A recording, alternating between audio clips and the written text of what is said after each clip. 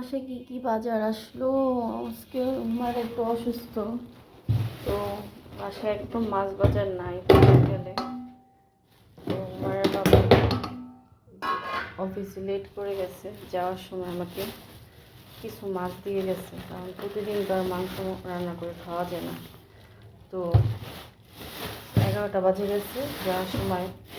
বাসার সামনে প্রিন্স বাজার থেকে মাছ নিয়ে আসছে। কী মাছ নিয়ে আসছে একটু শেয়ার করি আপনাদের সাথে, কী কী মাছ বাজার আসলো বাসায়। আমি ফেসবুকে অনেক ইলিশ মাছ দেখি, তো অনেক ইলিশ মাছ আমাদের তেমন খাওয়া হয় না, একটু দাম বেশি দেখে। তো ইলিশ মাছ, আমার অনেক বড় ইলিশ মাছের একটা রেসিপি আছে, সেটা খাওয়ার ইচ্ছা, এই জন্য আমি ইলিশ মাছের কথা বলছিলাম। এই জন্য নিয়ে আসছে, বিশাল সাইজের একটা বড় ইলিশ নিয়ে আসছে। এই যে এটা প্রিন্স বাজার থেকে নিয়ে আসছি। কত দিয়ে দেখি দাম। এটা প্রিন্স বাজারের দাম হয়েছে কত দেখি, কত 800 গ্রাম প্লাস ইলিশের দাম 1980 টাকা। 1980 টাকা, হ্যাঁ, মাথা নষ্ট। আল্লাহ, এত দাম দিয়ে ইলিশ আনছে। এই সাইজের ইলিশ কৃষি মার্কেটে বেশি হলে 1000-1500 টাকা হবে, এর বেশি দাম হবে না। এই লোক এরকমই বাজারে গেলে সব জিনিস বেশি দাম দিয়ে নিয়ে আসে। আর এটা একটু দেখি, এটা আছে 319 টাকা। এটা মানে রুই মাছ। আমার একটু মাছ ভাজা পছন্দ করে, তো আমি রুই মাছ ভাজা দিই। এটা রুই মাছ, এটার দাম ঠিক আছে মনে হয়। আর এটাও একটু বেশি, আসলে খোলা বাজারে একটু তুলনামূলক কম পাওয়া যায়, এসব বাজারে একটু দাম বেশি। 98 টাকা। এটা কি মাছ দেখি, এটা হচ্ছে দেশি মাগুর মাছ, 198 টাকা। এটার দাম কীরকম, এটাও একটু হলেও বেশি পড়ছে। যাই হোক, তাও এটা ঠিক আছে, কিন্তু এটা 1900 টাকা। এটা হয়, এটা এত দাম 1900 টাকা, বাবা।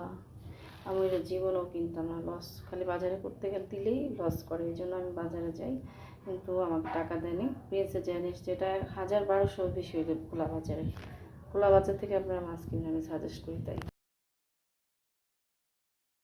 বাজার থেকে আজকে তাজা একেবারে দেশি জাতের মাগুর মাছ আনাইছে, তো 2টা ক্লিন করে একটা হুমায়রার জন্য রান্না করব। তো রেসিপিটা দেখতে সাথেই থাকুন। মাছগুলো কাটা হয়ে গেছে, ঘষাও হয়ে গেছে, ঘষে সাদা পানি ফেলেছি। এখন এটা ভুনা করব। লবণ দিয়ে মাখিয়ে রেখেছি কিছুক্ষণ, ফাঁকে অন্য একটা কাজ করে রাখবো। তো এই তো মাছগুলো খুব সুন্দর করে ধুয়ে নিয়েছি, দেখতেই পাচ্ছেন। মাছগুলো খুব ভালো করে ঘষে মেজে একদম ফকফকা করে ধুয়েছি। যেহেতু মাছ ভুনা হবে, পেঁয়াজ বাটা দিব না, পেঁয়াজ হচ্ছে আস্ত পেঁয়াজ দিব, সাথে একটা এলাচ দিয়ে দিচ্ছি, একটু আদা রসুন বাটা দিয়ে দিলাম, লবণ দিয়ে দিলাম। মাগুর মাছ একটু বেশি বেশি মশলা লাগবে, তাই একটু পরে একটু আদাও দিব, আদা দিয়ে দিচ্ছি। তারপর হচ্ছে রসুন দিয়ে পরে একটু ধনে গুঁড়া দিব, জিরা গুঁড়া দিব, জিরার গুঁড়ো দিয়ে দিলাম, কাঁচামরিচ দিয়ে দিলাম, হলুদ মরিচ দিয়ে দিচ্ছি। এখন একটু ধনে গুঁড়া দিব। মাগুর মাছ আর কিছু কিছু মাছ আছে একটু মশলা বেশি দেওয়া লাগে, মাংসের মতো না দিলে ভালো লাগে না।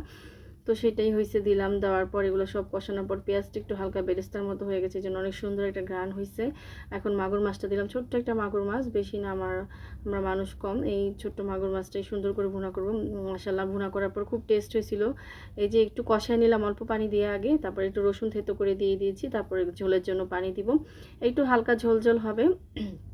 এই ঝোল দিয়ে খেতে অনেক ভালো। মাশাআল্লাহ, রেসিপিটা দেখতে যেমন সুন্দর, খেতেও সেই দারুণ হয়েছিল, অনেক মজার ছিল।